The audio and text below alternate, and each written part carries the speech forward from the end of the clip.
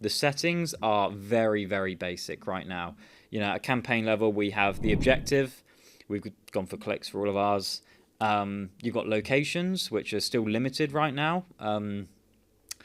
So we've just selected US and UK. One thing that, being honest, I'm quite disappointed about when it comes to ChatGPT ads is just the lack of data.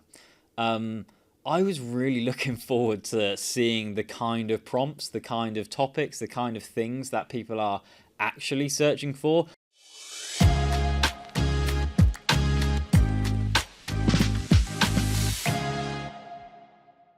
Just a quick one before we get into the episode, because I've got an offer that I'm sure all of you will be interested in. AEO is something that every B2B marketing team is trying to figure out right now, and most just don't know where to start. But at Blend, we're offering a full AEO analysis of your brand's AI visibility, and we'll walk you through exactly what we found and what to do about it. From full prompt analysis against your competitors to a citation analysis, where we'll look at different content types and how you're being cited for those and mentioned in those, and what you can actually do to be mentioned and cited much more for your brand, and what content you should create going forwards, and how you comprise that strategy really. We will drop a note in the description of this episode in the show notes, and you can go over there, request your free AEO audit, and we will deliver that to you.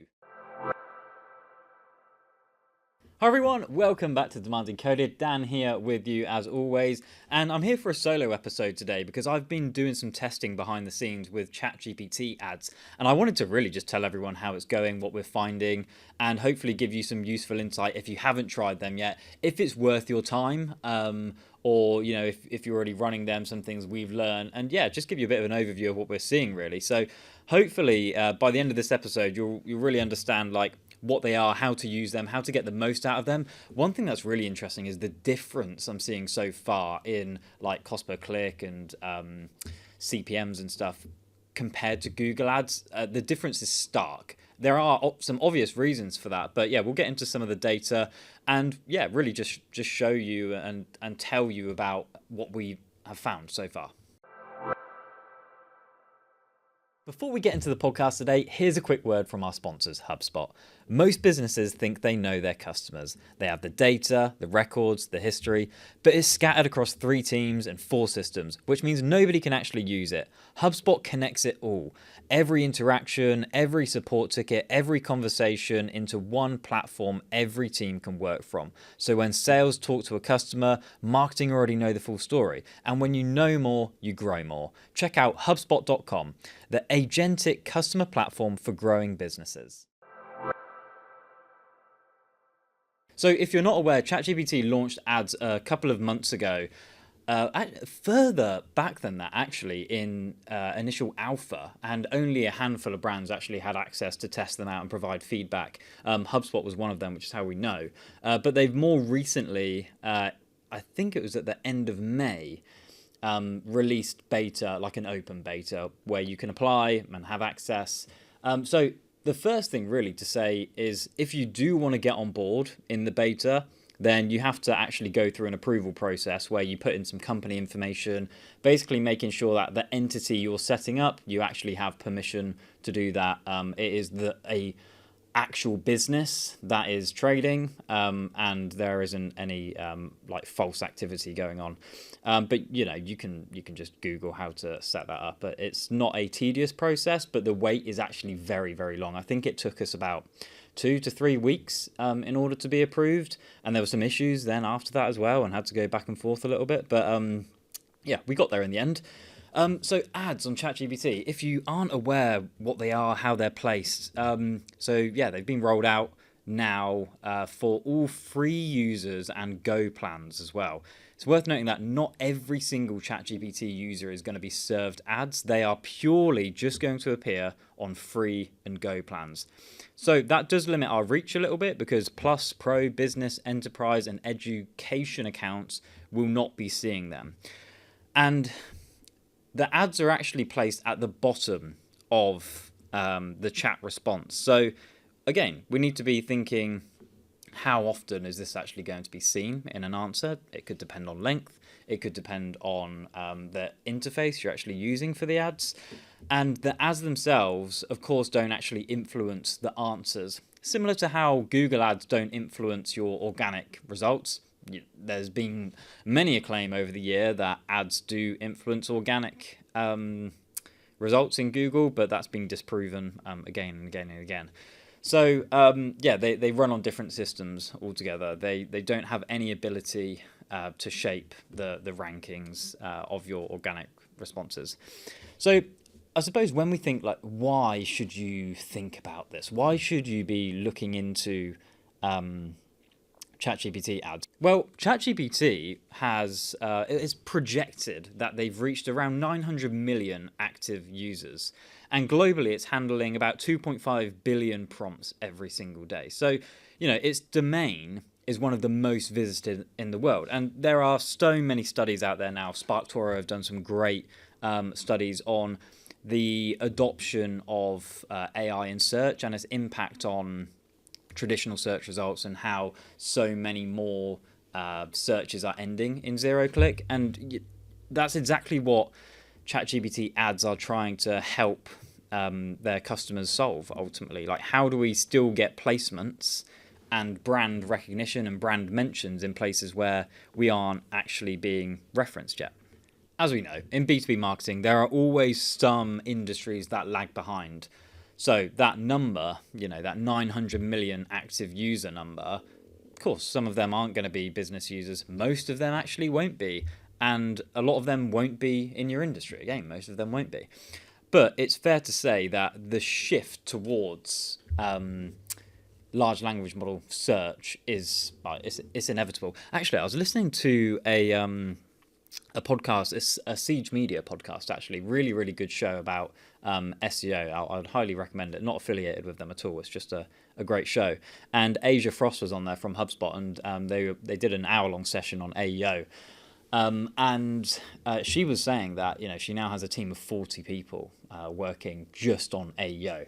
And, I was kind of thinking about that. Like, wow, HubSpot are taking a huge bet on AEO there. Like, to scale your team from 0 to 40 people that quickly, yeah, that's a channel they're betting on. And, they've had early access to ads and things like that. So it's just more signals that I'm hearing, that I'm seeing, that this is a channel that we have to figure out as B2B marketers. Like, it is not a nice to have channel.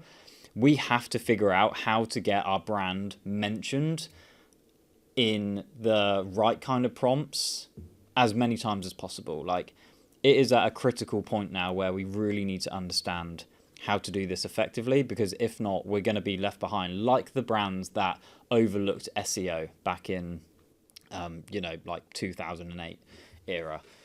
Okay, let's talk a little bit more about like ads and what the kind of setup is like and what you can experience there. So when you come to actually create an ad, it's split into 3 different levels. So you've got campaigns, ad groups, and ads. So your campaign can house as many ad groups as you like. So the campaign itself might be a broad solution that you offer. So for us, one of our campaigns is demand generation services.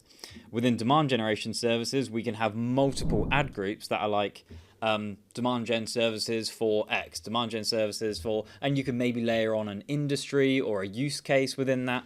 We also have another campaign which is HubSpot services. So within that, our ad groups are different HubSpot services we offer. So HubSpot CRM implementation, HubSpot onboarding, HubSpot websites, they can all be different ad groups. And then we have ads, and I'll talk about ads in a second because I want to also share some data on our best performing ads to give you an idea of like what's working, because there are some common threads, and they don't surprise me because they're core principles that remain from Google Ads as well. But what I do want to talk about is like the setup process in terms of targeting, because targeting is a big question, right, around ChatGPT ads, because, well, our beloved keywords are gone.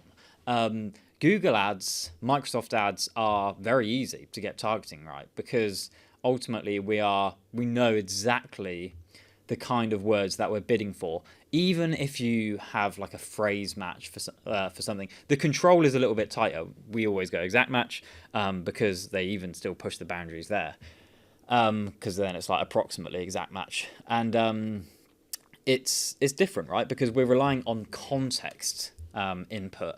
And I just want to touch on that because it's a different way to go about targeting. So let me just check out one of our ad groups here. So at the ad group level, because at the campaign level, by the way, you don't get a huge amount of things to work with. The objective right now, I believe there is only 2 objectives that you can create. Yeah, so we've got 2 objectives in there, which is reach and clicks. So reach, obviously, serve your ads to as many people as possible. Clicks, optimize and pay for clicks. Conversions is coming soon because you can set up conversion tracking as you would with any kind of PPC. Like you can set up conversion tracking to trigger on events on your website. So like we set up conversion tracking for our high intent forms because we want to see if people even just see our ad. And this is really important.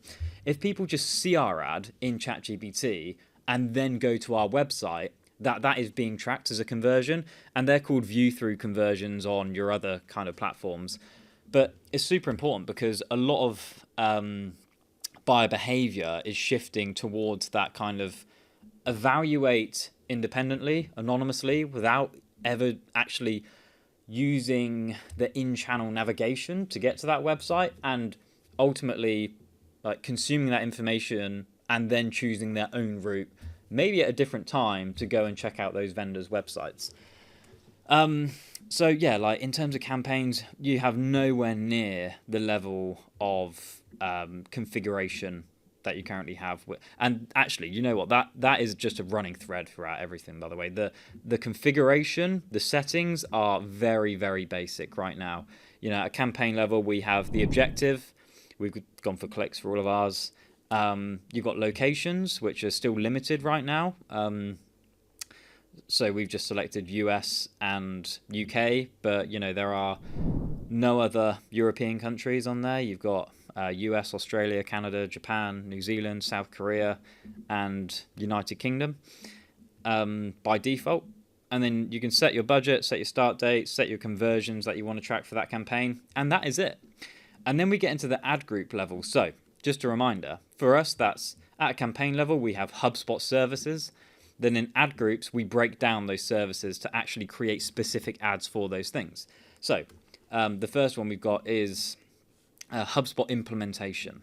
So in this ad group, there are 2 things that you can control. You can control your maximum cost per click bid, and you will know more than likely adjust this over time. So we started at the lowest bid that we could possibly get away with. I think it was, you know, like $2 or something. Because what I really wanted to know is how many clicks can we get for the lowest budget possible before we start to creep our way up in order to get more effective cost per click and click-through rate ultimately.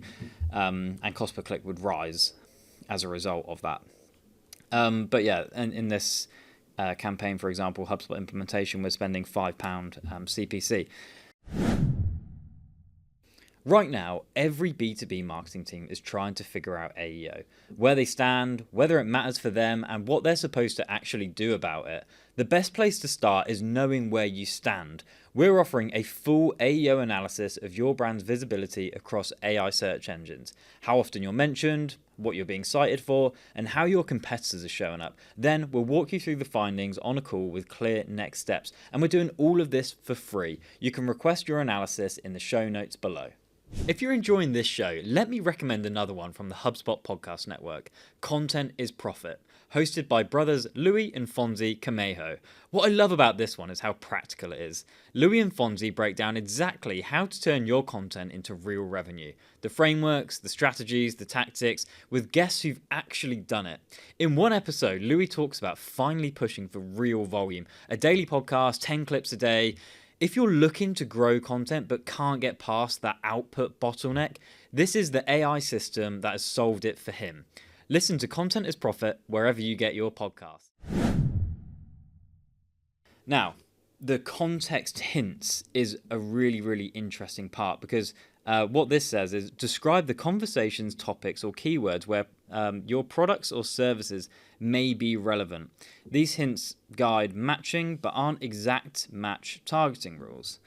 So this is really your only area in any of your campaign settings to actually implement some form of targeting. And that's not at a keyword level, it's at a context level, I suppose. And two things really that I've found work in this area that improved impressions anyway to get our ads seen by more people were one thing, to actually go back to the old keyword model, potentially a prompt model, but within this, say, this audience turns to ChatGPT with prompts like, and then we said, best HubSpot implementation partner, how to find a HubSpot agency, HubSpot CRM implementation checklists, how to migrate CRM to HubSpot, all of these example prompts. And then we said they are actively comparing vendors and looking for a specialized HubSpot partner to implement HubSpot correctly from day one. And then at the start of the prompt, we've given ICP and persona information. So we said marketing and revenue operations leaders at mid-market B2B companies who are evaluating, newly purchasing, or actively implementing HubSpot. They could be moving off a legacy CRM, etc., etc. Giving context about where we think our buyers are in their journey right there, where we want to find them in their journey. Because in theory, this is our moment to basically dictate when we can serve ads at the right point in the buyer journey. And that's similar to how we would infer that from keywords, because you've got informational keywords, navigational keywords, commercial keywords, and in Google Ads, and most of the time we would try and optimize for commercial keywords because they have the highest buying intent. Well, that's what I'm trying to do here with our ChatGPT ads. We're trying to identify people who are in the latter stages of their buying journey and then guide the context hints here to be like, here are probably some of the prompts that they're using to actually find vendors. All right, so working our way through campaigns now, we eventually come to ads. And of course, these are the ads that are actually going to be shown at the bottom of the search. Is it search? At the chat response, I suppose, in the large language model. And let me just go to create ad here so I can remember what we've got. And again, right, this is very sparse in terms of the information we can upload for an ad. So we've got an ad name, which is just the internal name. We've got a title with 50 characters, a description with 100 characters, a link, and an image. That's it. That's all you can do for your ads. So, when you compare it to Google Ads, where you have all of these extensions, the ability to offer different headline variations and have it flexibly and dynamically pull those together. None of that in ChatGPT Ads. Yet, I expect they will evolve this tool. But for now, it is a very, very basic form of PPC.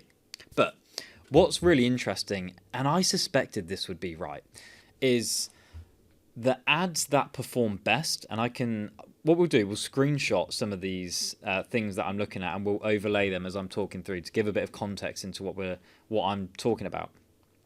Because the ads that perform best at the moment are all very straight to the point. They don't use much like creative, different language that leaves a lot to the imagination for the buyer. They are very simple and obvious to understand. So I'm in our HubSpot website ad group here because we've got a bit more data in this group, which is why I wanted to share it. And we can see our top performing ads here. So number one, which has a click-through rate of 1.6%, pretty good compared to other platforms. It's got an average CPC of $3.58. I mean, do we have a overall CPC here for this campaign? Let's check it out. Yeah, we do. So our overall CPC, so for our HubSpot implementation ad group, it's $3.87. HubSpot websites, $3.89. I'm going to get onto this in a bit more detail in a second. But yeah, I mean, we're hovering around like the $3-4 mark for a lot of our CPCs. And obviously that is considerably lower than any kind of Google ad or even Microsoft ads, which are cheaper. Going back to the ad and the ad copy itself, I am always more of a fan of not making the buyer guess what you're trying to tell them. Because of the way that context is working in this PPC system, we are able to understand that a buyer is in a particular state of mind when they're making these searches. And if somebody is searching for an agency for a HubSpot website or demand gen services or HubSpot implementation, well, we want to be really clear that that's what this ad is about, that they don't have to stop, read that ad for 10 seconds to guess what it is. So let me show you. So our best performing ad, it is the most simple ad that we have here. The title for the ad is purely HubSpot Website Agency. And the description, again, very simple, end-to-end HubSpot website builds from strategy to launch, CI case studies. But the title is the main thing there because it is just so obvious. Buyers don't have to look at that for 15 seconds to understand what we're trying to say in this ad. If they are in the buying process, exploring vendors, exploring agencies to work with, this is directly something that they would be looking at because it matches where they're at in their journey. You know, the title is HubSpot Website Agency. If they've prompted who are the best HubSpot website agencies, and we are saying that, it's directly it's a direct relation of the prompt that they've just used. Similarly, so our next ad down, 1.11% click-through rate, average CPC, $4.42. So the title for this one is HubSpot CMS Agency, B2B Specialists. Again, in our context, we said, like, these are B2B businesses, these kind of companies, these kind of people, and we've used the term, and we're thinking keywords here as well in some ways, HubSpot CMS Agency, because there is a strong likelihood people will be searching for the word CMS instead of websites. So we've placed that in there as well. Let's keep going with a couple more. So we've got next one down, 1.03 click-through rate. And the title in this one is simply the number one HubSpot website agency, you know, which we can prove with our credentials. Yeah, let's go down to our worst performing ad. And you'll kind of see the difference here. So the title for this one is Your HubSpot Website Built by Specialists.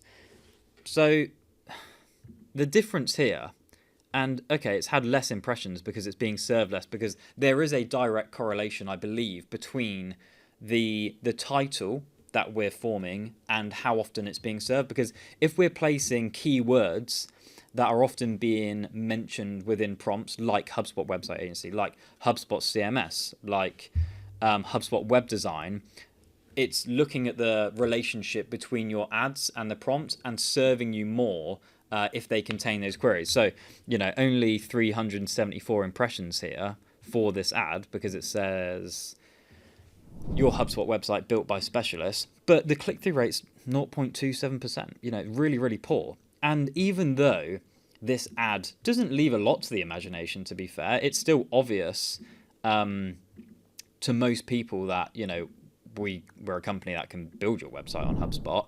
It's just not as clear as saying HubSpot website agency, like just saying who we are and what we do and who we do it for. The next one's a little bit better, 0.55% click-through rate. But the title on this one is Your Website on HubSpot Finally.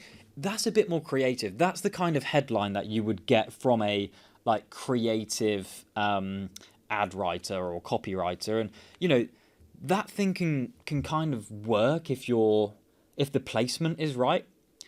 The placement here is not for these uber creative ads. It is for functional ads that meet the buyer where they are in their journey and make it really easy for them to understand what you're promoting and why.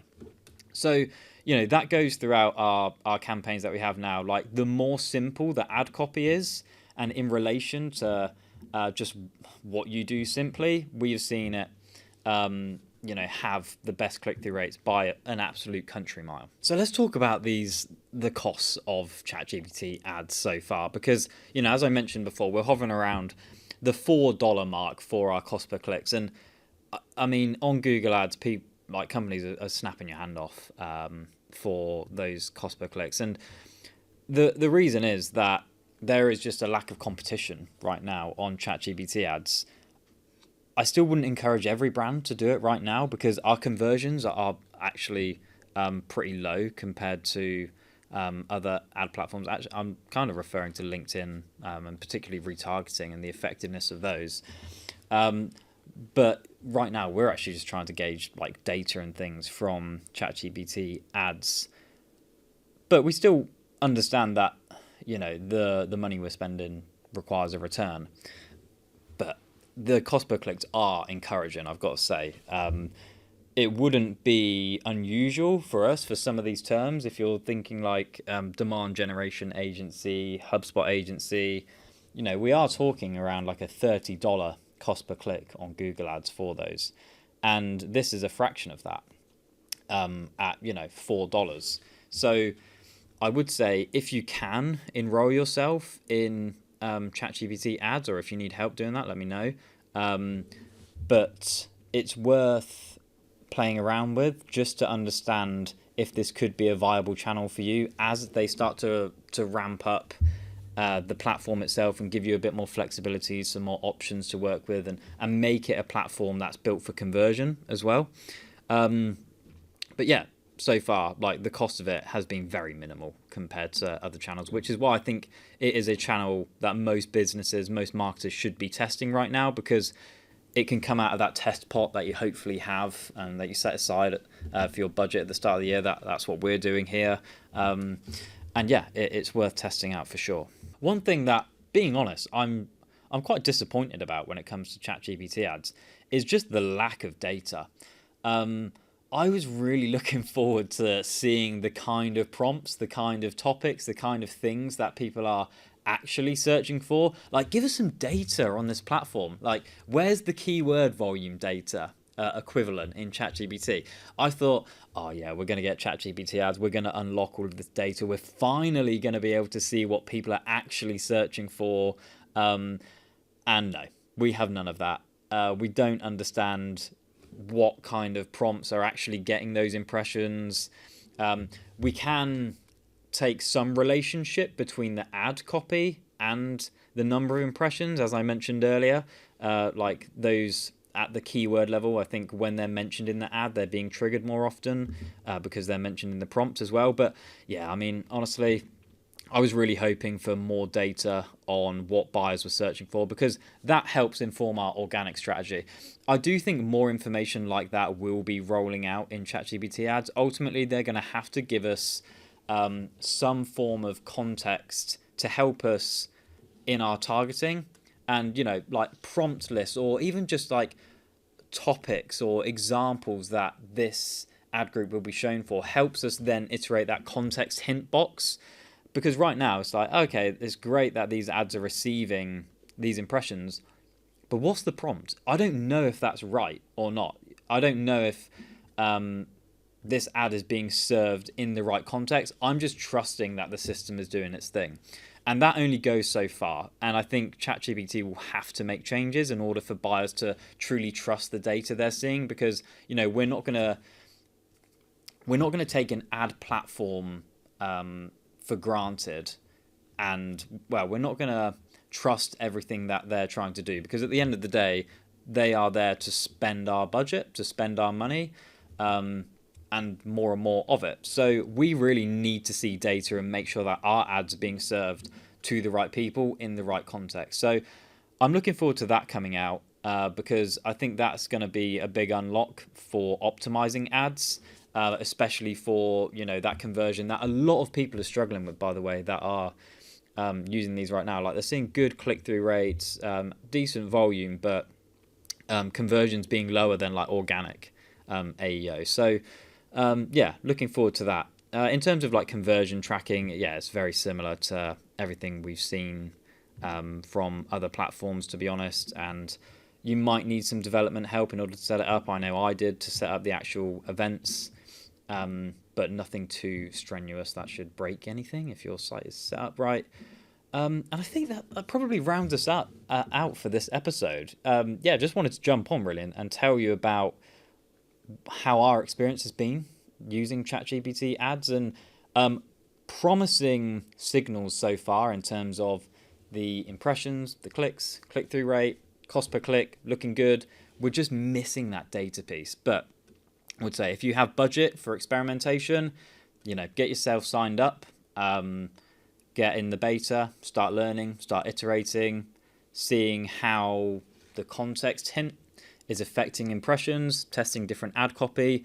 Be interesting to see if you see similar things to me. The more direct, simple ad copy outperforming everything else.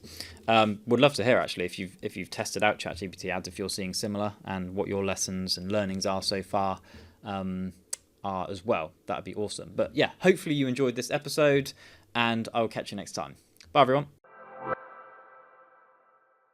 Thanks for listening to the episode today. Before you head off, if AEO has been on your mind and you're not sure where to start, here's something worth doing right now. We're offering a full AI visibility analysis completely free. We'll look at how your brand is showing up across the major AI engines, what's influencing those results, how competitors compare, and what you should do about it. Then we'll walk you through all the findings on a call. Actual findings too, specific to your business with real next steps. Not a template, not a PDF, a proper analysis. You can request yours by clicking the link in the description below.